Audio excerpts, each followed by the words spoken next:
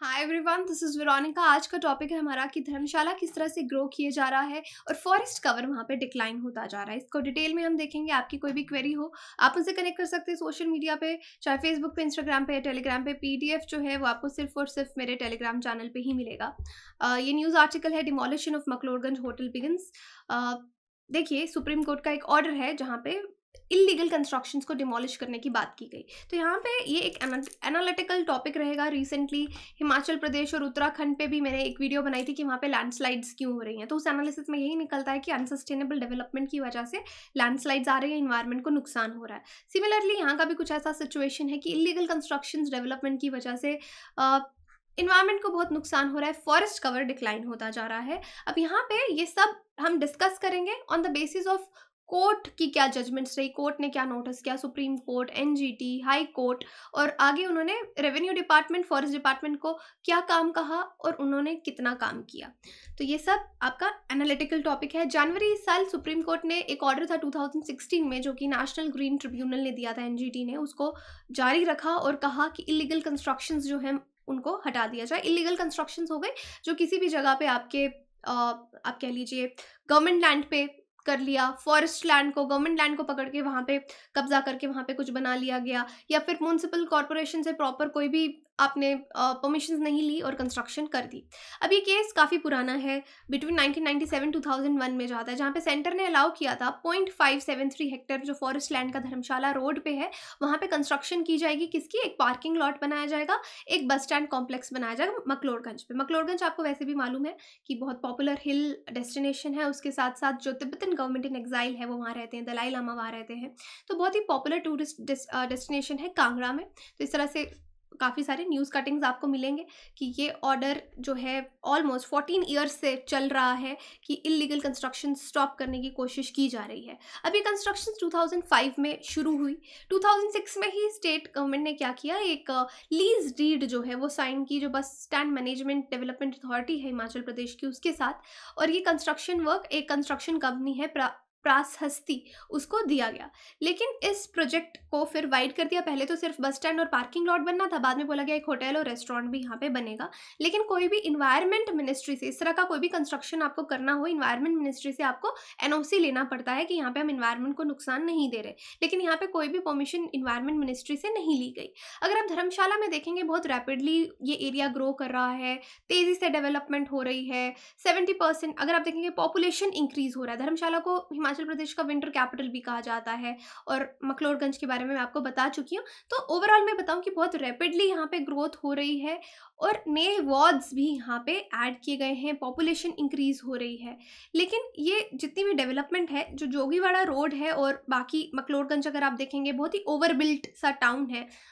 बहुत ही over crowded buildings के ऊपर बिल्डिंग्स बनी हुई हैं। तो अब वहाँ पे स्कोप नहीं है कि टाउन के बीच में टूरिज्म देखते हुए, बिजनेस देखते हुए और डेवलपमेंट हो। तो लोग क्या कर रहे हैं, साइड पे जो फॉरेस्ट वाला एरिया है वहाँ जाके डेवलपमेंट उन्होंने शुरू कर दी है। लेकिन जो फॉरेस्ट वाला एरिया है, obviously that is forest land, वहाँ पे अगर आप कुछ कंस्ट्रक्शन करते हैं तो वो इलीगल है। तो यही चीज़ वहाँ पे हो रही है, क्योंकि जो टाउन है वहाँ पे मल्टी स्टोरी बिल्डिंग्स है, बिल्डिंग्स के ऊपर इतनी बड़ी बड़ी बिल्डिंग्स बन रखी हैं। स्लोप्स, ढलान वाले एरिया में, एकदम डेंजरस एरियाज में भी बहुत सारा कंस्ट्रक्शन जो है वो हो चुका है। रैपिडली अर्बनाइजेशन हो रही है, पॉपुलेशन ग्रोथ हो रही है, टूरिज्म इंक्रीज हो रहा है, और ये सब चीज़ें देखते हुए कोई प्लान्ड डेवलपमेंट नहीं हो रही है। एक हैफिज़ड तरीके से ये सिटी जो है वो ग्रो कर रही है। अब 2015 में देखिए क्या होता है। एक गजाला अब्दुल्ला है, इन्वायरमेंट एक्टिविस्ट हैं मकलोडगंज के। उन्होंने चीफ मिनिस्टर हिमाचल प्रदेश को ये सारा जो इंडिस्क्रिमिनेट फेलिंग ऑफ ट्रीज, पेड़, अगर फॉरेस्ट लैंड को अगर लोग एनक्रोच करेंगे तो पेड़ों को वहाँ पे काटेंगे, तो उन्होंने चीफ जस्टिस को लिखा कि देखिए यहाँ पे क्या हो रहा है।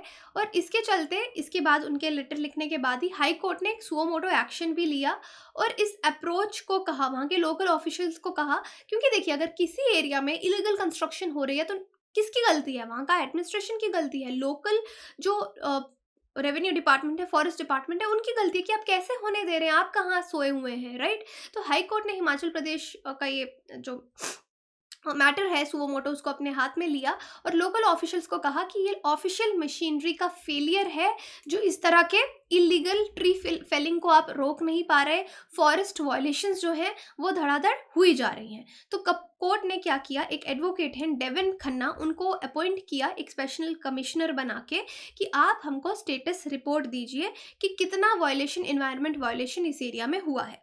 तो जो ये एडवोकेट हैं खन्ना, इन्होंने अपना रिपोर्ट जो है 2018 अगस्त में सबमिट किया और ऑलमोस्ट 120 कंस्ट्रक्शंस जो हैं वो दिखाई जो वायलेट कर रही हैं फॉरेस्ट एंड बिल्डिंग बायलॉज को धर्मशाला में, 120 कंस्ट्रक्शंस। और यहाँ पे देखा गया ऑलमोस्ट 500 to 1000 ट्रीज भी काटे गए हैं। उस वजह से सॉइल की जो क्वालिटी है वो वीक हो गई है, पुअर हो गई है। किस एरिया में? मकलोडगंज अगर आप गए हैं, उससे पीछे वाला रोड धर्मकोट को जाता है, उस एरिया में इतने सारे पेड़ जो हैं वो काटे गए हैं। और स्टेट गवर्नमेंट ने फिर कोर्ट को यहाँ पे एश्योर किया कि हम प्रॉपर एक्शंस लेंगे, आप टेंशन ना लो। जब स्टेट गवर्नमेंट ने एश्योर किया तो कोर्ट ने केस को डिस्पोज कर दिया कि चलो ठीक है, ये सॉल्व हो गया। अब ये जो स्ट्रक्चर्स हैं यहाँ पे फिर स्टेट गवर्नमेंट ने क्या किया, कुछ लोगों से पेमेंट लिया, पेमेंट रेगुलर बेसिस पे लिया कि आपने गलत काम किया है, और कुछ कंस्ट्रक्शंस जो है वो डिमोलिश कर दी गई। लेकिन बाद में फिर से प्रोटेस्ट होने लगे। प्रोटेस्ट क्यों होने लगे? क्योंकि लोगों का मानना है कि यहाँ पे जो एक्शंस लिए गए एंक्रोचमेंट के खिलाफ वो सिलेक्टिव थे। कि सपोज स्मॉल एनक्रोचर्स, अब देखिए कोई छोटा गुनाह करता है तो हम उसको स्मॉल एनक्रोचर्स बोलेंगे, और लार्ज एनक्रोचर्स हो गए जिन्होंने ज़्यादा ज़मीन पे ऑफेंड कोई भी इस तरह का इलीगल कंस्ट्रक्शन किया है। स्मॉल एनक्रोचर्स क्या हो गए? एनक्रोचमेंट आप समझ गए ना, कब्जा करना इलीगली किसी जगह पे। तो स्मॉल एनक्रोचर्स हो गए जो 10 बीघा ज़मीन के अंदर अंदर जिन्होंने लैंड पे इलीगल कोई भी काम किया था या अपने होल्डिंग में ले लिया था। और लार्ज एनक्रोचर्स हो गए जिन्होंने 10 बीघा से ज़्यादा लिया था। तो यहाँ पे एक्शंस में देखा गया कि गवर्नमेंट ने क्या किया, जो स्मॉल एनक्रोचर्स हैं उनको ज़्यादा एविक्ट कराना शुरू किया, उनको ज़्यादा टारगेट करना शुरू किया। लिस्टिंग्स में भी अगर आप देखेंगे स्मॉल एनक्रोचर्स का ज़्यादा नाम था। इनफैक्ट कोर्ट ने यह भी कहा था कि कोई भी इस तरह की इलीगल कंस्ट्रक्शन है उनका पानी बिजली सब काट दिया जाए। तो सिलेक्टिव रिस्पॉन्स में अगर आप देखिए 10 बीघा के अंदर अंदर इन्होंने 11,240 एनक्रोचमेंट्स को लिस्ट किया और 10 बीघा से ऊपर 1461 एनक्रोचमेंट्स को, और उस पर भी इसमें से 3000 कुछ केसेस पे एक्शन लिया गया, ऑर्डर दिए गए, और 461 से सिर्फ 177 लोगों को ऑर्डर दिए गए, शो कॉज नोटिस दिए गए। तो ये पैटर्न यहाँ पे लोगों ने देखा कि स्मॉल एनक्रोचर्स को ज़्यादा टारगेट किया जा रहा है।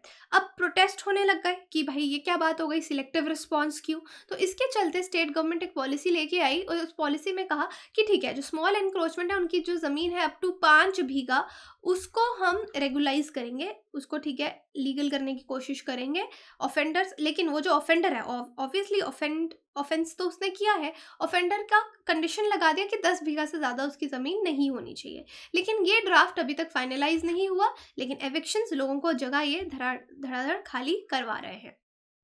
उसके बाद यहाँ पे नोटिस किया गया कोर्ट के द्वारा ओवरलैपिंग जुरिस्डिक्शंस। ये क्या है कि 2011 में हिमाचल प्रदेश गवर्नमेंट ने एक स्पेशल टास्क फोर्स बिठाई थी जहाँ पे एक केस रजिस्टर करते थे, चालान काटते थे उन लोगों के खिलाफ जो कि 10 बीघा से ज़्यादा ज़मीन अपने कब्जे में ले लेते थे, उनके खिलाफ चालान करता था।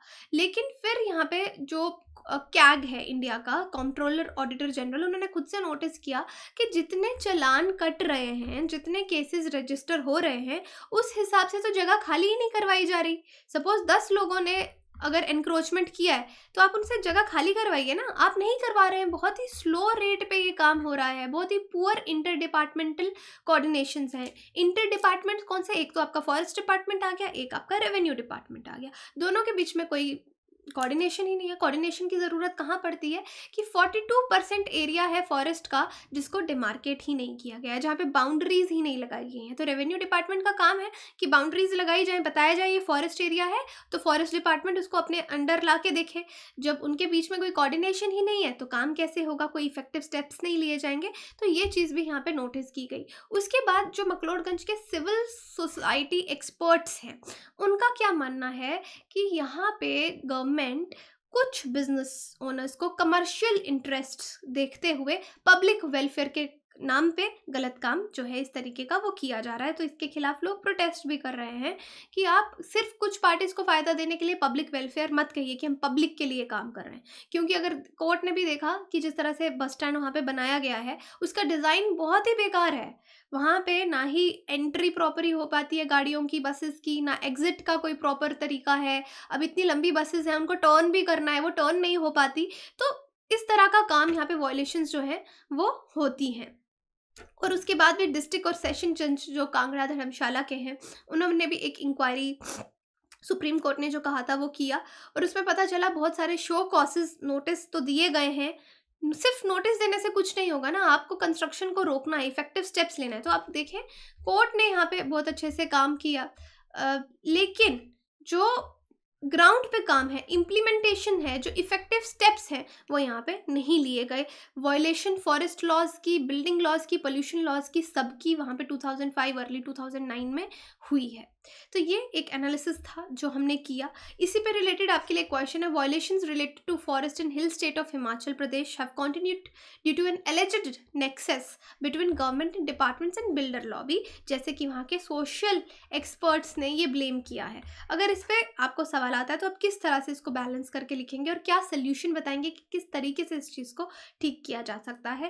तो ज़रूर इसको अटेम्प्ट करिए लिखने का, और मेरे टेलीग्राम ग्रुप पे आप पोस्ट कर सकते हैं और सब लोग आपस में भी एक दूसरे का जो क्वेश्चंस हैं वो देख सकते हैं कि किस स्टूडेंट ने अच्छा लिखा है, आप खुद ही देख के समझ में आएगा।